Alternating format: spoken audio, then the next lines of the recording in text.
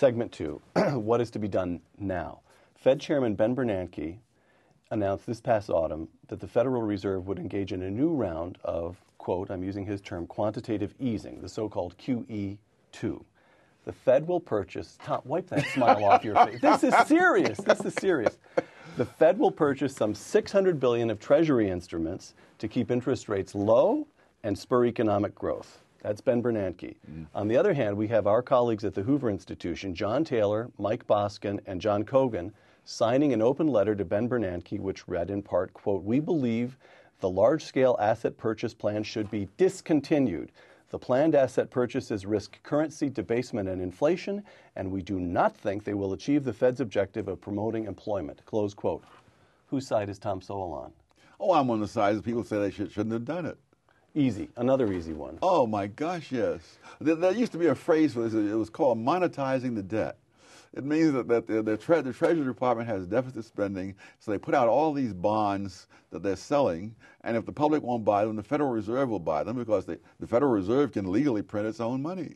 So it's no problem for the Federal Reserve to buy them. It's just that that's what that amounts to is, one, inflation, and two, it amounts to a hidden tax, which will not be confined to the rich, as they call it.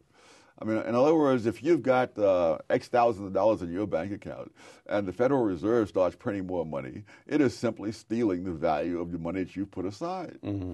Mm-hmm. So that's the same thing as a tax, only it's an inflation tax. But Tom, you're answering these questions with the greatest of ease, and you even find, I can tell from your face, you find some of the questions amusing. But so a layman like me, like our viewers, says, well, now wait a minute. Dr. Sowell's an eminent figure, and I even had in these emails somebody commenting on your lovely baritone voice. You're a sterling figure in all kinds of ways. But Ben Bernanke is a Princeton. Oh yeah. In other words, what is he thinking? What does Ben Bernanke think he's doing? It can't be that easy, can it? To say, oh no, that's a mistake. Well, Ben Bernanke is chairman of the Federal Reserve System. He's no longer a professor at Princeton. Well, he's in absentia. Emeritus. Or right. He's taken a leave of absence, right? Yes. And so we have a whole different set of incentives and constraints on him. One of the most painful things for me was reading an article by Arthur F. Burns based on his experience when he was chairman of the Federal Reserve System. In the 70s, this would be 60s and 70s, under Richard Nixon. Yes. Right.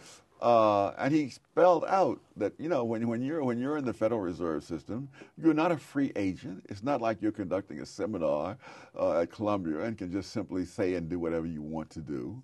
You're operating within very narrow limits. The Federal Reserve is, quote, independent, unquote, but Congress can change the amount of that independence anytime they take a notion.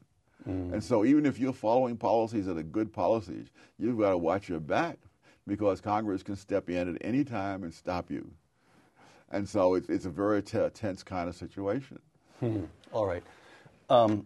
Wall Street Journal, December 8th, quote, in accepting the deal to cut payroll and business taxes and extend all of the Bush-era tax rates through 2012, as you and I speak, this hasn't been enacted in the Congress, but we're talking about the deal that President Obama cut with Republicans.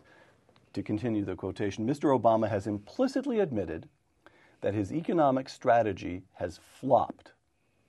He is acknowledging that tax rates matter to growth, that treating business like robber barons has hurt investment and hiring, and that tax cuts are superior to spending as stimulus. Close quote. You buy every word of that? Oh, yes. Okay. Well, but what is painful to me, really, looking back, this argument is not a new argument. This argument was made in the 1920s. People were saying the same thing on both sides they're saying right now. The difference is that 75 years have elapsed, and there have been 4 administrations of both parties that have reduced high income tax rates every single time. Name them. The Coolidge, Kennedy, Reagan, and George W. Bush. Right. Every single time, the reduction in the tax rates has led to an increase in tax revenue. So I hear people on television saying how the government can't afford to give this tax cuts to the rich. They're not giving anything to anybody. Right. Here's a question about Ricochet contributor Steve Manasek, quote, "It's as close to dogma as there is among conservatives that cutting taxes, particularly marginal rates, spurs economic growth. But Bill Clinton raised taxes, including marginal rates, and the economy boomed. Do tax rates really matter to economic growth? And if they do, how do you explain the Clinton expansion?" I haven't looked at the Clinton expansion, but I know that the Clinton, quote, surplus taxes those laws are passed in Congress. All spending and taxing bills originate in the House of Representatives. Right. And when the House of Representatives is in the hands of the opposite party, I don't know how any president can take any credit for whether there's a surplus or not. Okay.